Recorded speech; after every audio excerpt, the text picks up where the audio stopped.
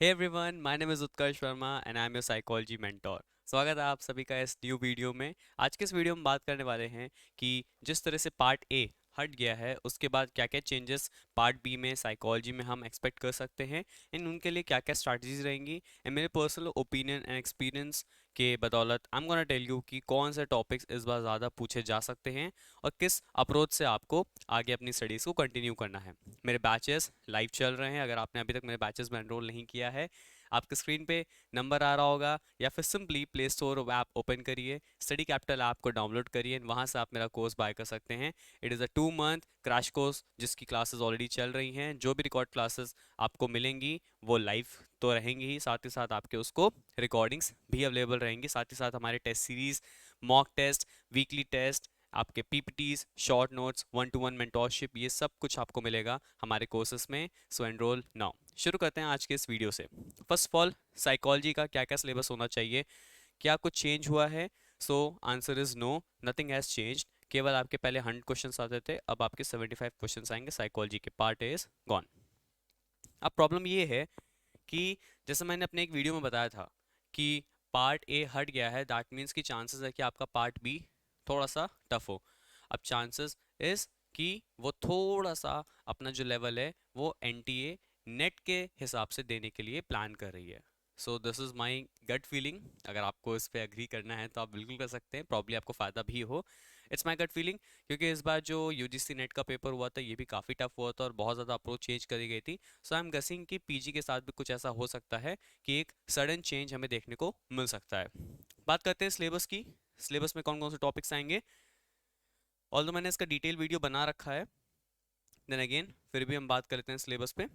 Okay, these are the following topics. सबसे पहला आपका टॉपिक आता है introduction to psychology. Introduction to psychology में आपको बेसिकली स्कूल्स ऑफ साइकोलॉजी पढ़ने हैं, जहाँ से हम विलियम वुंट के स्टार्टिंग करेंगे एंड उसके बाद Ehrlich Nijar cognitive psychology.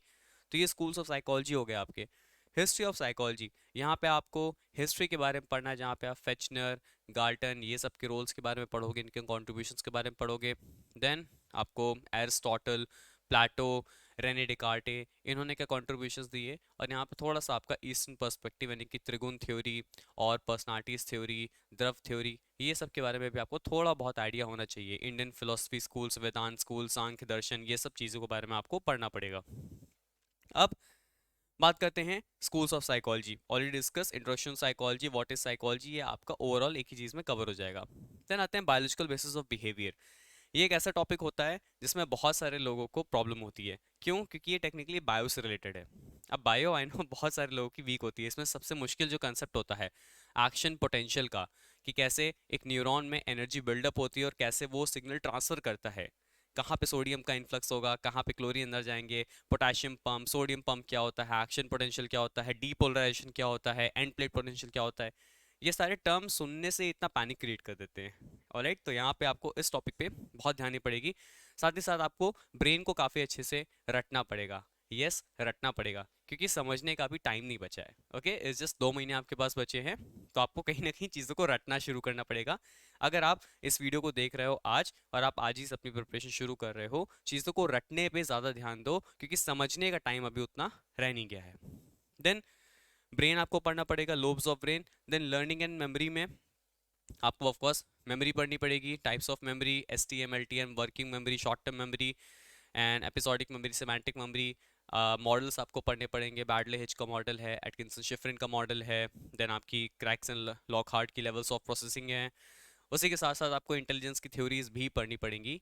And probably आज मैं इंटेलिजेंस अपनी क्लास में शुरू भी करने वाला हूँ शाम को। एंड उसके बाद आपको इमोशंस एंड लर्निंग में पैवलोव आ गया, स्किनर आ गया, वाटसन, बैंडूरा, ये सब की क्लासिकल कंडीशनिंग, थॉर्नडाइक के बारे में थोड़ा बहुत पढ़ना पड़ेगा। इमोशन में अगेन आपकी 4-5 थ्योरीज होती हैं, वो सब जिसमें आपकी कौन कौन सी थ्योरीज आ गई, जेम्स लैंग थ्योरी आ गई, कैनन बार्ड की थ्योरी है, देन लाजरस की थ्योरी है, और शाटर सिंगर। तो ये सारी कुछ थ्योरीज भी आपको पढ़नी पड़ेंगे। साथ ही साथ थोड़ा सा इवोल्यूशनरी पर्सपेक्टिव, चार्ल्स डार्विन का कंसेप्ट, एक्मन का कंसेप्ट। ठीक है। Then intelligence, as I mention, memory के साथ साथ आपको इंटेलिजेंस भी पढ़ना पड़ेगा। इनके टॉपिक्स आपको इंटर रिलेट करके थोड़े से पढ़ने पड़ेंगे ताकि आपको चीज़ें याद हो। अब प्रॉब्लम कहाँ आती है इंटेलिजेंस में स्पेशली। इंटेलिजेंस और मोटिवेशन एक ऐसा टॉपिक है जिसमें आपको प्रॉब्लम बहुत लाइक कम होगी, बहुत ना बराबर होगी। पर द थिंग इसका कन्फ्यूजन बहुत होगा। थ्योरीज बहुत ईजी हैं, ट्रस्ट मी, बट इतनी ज़्यादा थ्योरीज हैं कि क्वेश्चन इसी से आते हैं कि मल्टीपल इंटेलिजेंस का कंसेप्ट किसने दिया था, या two factor theory of intelligence किसने दिया था, क्रिस्टलाइज इंटेलिजेंस किसने दिया था। तो द पॉइंट इज कि इतनी ज़्यादा थ्योरीज हैं कि आपको याद करने में कंफ्यूजन बहुत होगा, बट द पॉइंट इज कि theories are really easy. Then हम बात करते हैं पर्सनालिटी की, माय फेवरेट टॉपिक। बहुत सारे लोग कंफ्यूज होते हैं, सोर्स ट्रेट किसने दिया था, सेकेंडरी ट्रेट किसने दिया था। तो अगेन यहाँ पे आपको कैटल की थ्योरी पढ़नी है, एल्बर्ट की थ्योरी पढ़नी है, पर्सनालिटी डायमेंशंस, केली, वाइनर, यहाँ पे आपको इनको भी इंक्लूड करना पड़ेगा।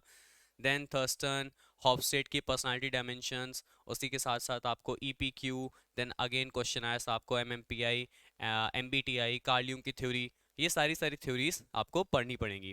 अब आप चाहो तो वीडियो को पॉज कर करके सारे टॉपिक्स लिखते चल सकते हो, ऑल्दो आपको सिलेबस में मिल जाएगा, but it would be easy for you कि आपको एग्जैक्टली टॉपिक्स मिल जाएं कि क्या क्या पढ़ना है। ठीक है, यही तो चाहिए हम लोग को, एकदम टॉपिक्स मिल जाएं, नोट्स मिल जाएं, बुक्स मिल जाए, सब कुछ ऐसे मिल जाए। ठीक है।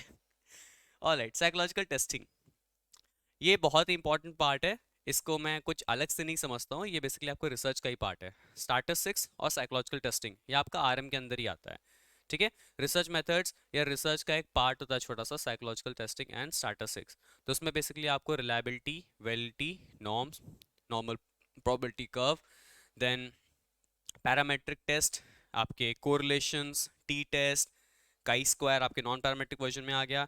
देन इन्हीं सारे जो पैरामेट्रिक वर्जन्स हैं, इनके इंडिपेंडेंट क्या होंगे। अगर इंडिपेंडेंट टी टेस्ट हम कर रहे हैं तो इसका नॉन पैरामेट्रिक वर्जन क्या होगा। अब ऑफ कोर्स पैरामेट्रिक और नॉन पैरामेट्रिक में डिफरेंस क्या होगा, कब हम किस सिचुएशन में पैरामेट्रिक टेस्ट को यूज़ करेंगे, किस सिचुएशन में हम नॉन पैरामेट्रिक की तरफ जाएंगे, क्या डिफरेंस होता है। एनपीसी में दोनों जो आपके कर्व्स के एंड होते हैं वो एक्स एक्सिस पे टच क्यों नहीं करते हैं। ठीक है, ये सारी की सारी चीज़ें आपको क्लियर कट दिमाग में फीड करनी पड़ेंगी। स्टैट्स में आ जाते हैं। इस स्टैट्स में बहुत ज़्यादा कुछ मुश्किल नहीं है, बहुत हवा बना के रखा गया है स्टैट्स को लेके। अब आई डोंट नो, मुझे बहुत इजी लगती है स्टैट्स, मेरी फेवरेट है स्टैट्स। स्टैट्स में आपको क्या क्या पढ़ना है, मीन, मीडियन, मोड, ये इतना क्लियर हुआ। उसके बाद आपको क्वार्टाइल डिवीजन थोड़ा सा देखना पड़ेगा, स्टैंडर्ड डिविएशन, वेरिएंस थोड़ा सा देखना पड़ेगा, इनके फॉर्मूले याद कर लो, कंसेप्ट समझ लो क्या होता है कि वेरिएंस और एसडी में क्या डिफरेंस होता है, ये सारी चीज़ें। इसी के साथ साथ आपको एक बहुत ही फेमस न्यूमेरिकल कैलकुलेट करना है, जो कि होता बहुत ईजी है, लोगों को टफ बहुत लगता है जस्ट बिकॉज कि उन्हें समझ नहीं आ रहा होता है एक छोटा सा पॉइंट। ठीक है, आपको जी स्कोर कैलकुलेट करना पड़ता है। ठीक है, आपको मीन दे दिया गया, एस डी दे दिया गया, ठीक है, रॉ स्कोर दे दिया गया, आपको जी स्कोर कैलकुलेट करना है, या फिर टी स्कोर कैलकुलेट करना है। टी डिस्ट्रीब्यूशन क्या होता है, जेड डिस्ट्रीब्यूशन क्या होता है, ये सारी चीज़ों को आपको कहीं ना कहीं एकदम अपने दिमाग में फीड करना पड़ेगा, रटना पड़ेगा कि एग्जैक्टली कंसेप्चुअल क्वेश्चंस आपके यहीं से बनते हैं। अनोवा में एफ वैल्यू क्या होती है, कौन से टेस्ट में एफ वैल्यू 0.05 से बड़ी होगी या उससे कम होगी, किस टेस्ट में हम डिसाइड करेंगे कि हाइपोथेसिस रिजेक्ट हो रही है या एक्सेप्ट हो रही है, एरिया ऑफ रिजेक्शन क्या होगा। ये सारे ऐसे कंसेप्ट रहते हैं जो सालों सालों लग जाते हैं, बट इंसान को समझ नहीं आते हैं। सो अगेन, आपको अगर समझना है इनको एक्चुअली में, और ऑफ कोर्स प्रिपेयर भी करना है, you can join my course. But अगर आप अभी अफोर्ड नहीं कर सकते हो, इट्स वेरी फाइन। अगर आपको लगता है आप खुद से कर सकते हो, again it's very fine. It's just आपको इसको रटना पड़ेगा, क्योंकि प्रॉब्लली अभी समझने का टाइम उतना बचा नहीं है, क्योंकि इनको समझना बहुत मुश्किल होता है। और अगर आप लोग समझ आ रहे हो देन एक्चुअली में बहुत अच्छी बात है। ट्रस्ट में आपको आगे पीजी में कोई दिक्कत नहीं होगी, अगर आपको ये सारे टॉपिक्स खुद बहुत ईजिली समझ आ जा रहे हैं। ठीक है, तो इन चीज़ों को आपको बहुत ज़्यादा ध्यान देना है। इन पे कंसेप्चुअल क्वेश्चंस बहुत बनते हैं, फैक्चुअल क्वेश्चंस स्टैटिस्टिक्स पे उतने नहीं आते हैं। ठीक है, then abnormal and clinical psychology में आपके डिसऑर्डर्स आपको पढ़ने हैं DSM-5 के अकॉर्डिंग, और DSM-5 और DSM-4 में क्या डिफरेंस होता है ये आपको पता होना चाहिए। बहुत कोई मेजर डिफरेंस नहीं है, बट थोड़े बहुत डिफरेंसेस है। डिसऑर्डर्स वही हैं, सिम्टम्स वही हैं, एक आध डिसऑर्डर्स के नाम चेंज हुए हैं, वो आपको पता करने पड़ेंगे, और उनकी कैटेगरीज चेंज हुई हैं, वो आपको पढ़नी पड़ेंगी। देन इसी के साथ लाइफ स्पैन डेवलपमेंट, बहुत ही बड़ा फील्ड, बहुत ही बड़े टॉपिक्स हैं, इसमें ढेर सारे टॉपिक्स हैं, कहाँ से शुरू करें, टाइप्स ऑफ स्टडी कहाँ की होती हैं, लॉन्गिट्यूडनल स्टडी क्या होती है, क्रॉस सेक्शनल स्टडी क्या होती है, सिक्वेंशियल स्टडी क्या होती है, देन उसके बाद पियाजे की थ्योरी, कोलबर्ग की थ्योरी, एरिक्सन की थ्योरी, देन आपकी मार्शिया के आइडेंटिटी स्टैच्यूज, देन उसके बाद बॉलवे, देन उसके बाद आपका एन्सवर्थ। तो ये बहुत सारी थ्योरीज हैं जो आपको इसमें कवर करानी पड़ेगी, अलॉन्ग विथ डेवलपमेंटल डिसऑर्डर्स, जो सिंड्रोम्स हैं आम के जितने, थोड़ा बहुत जेनेटिक्स को भी आपको पढ़ना पड़ेगा इसमें। तो ये ऐसा एक टॉपिक है जिसमें बहुत सारी चीज़ें आपको कवर करनी पड़ती है।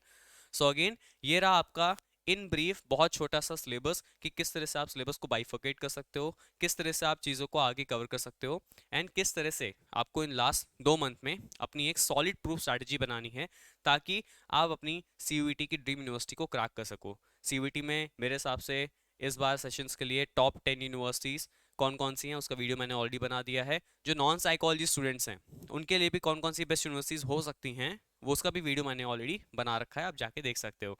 सी you soon in the next video.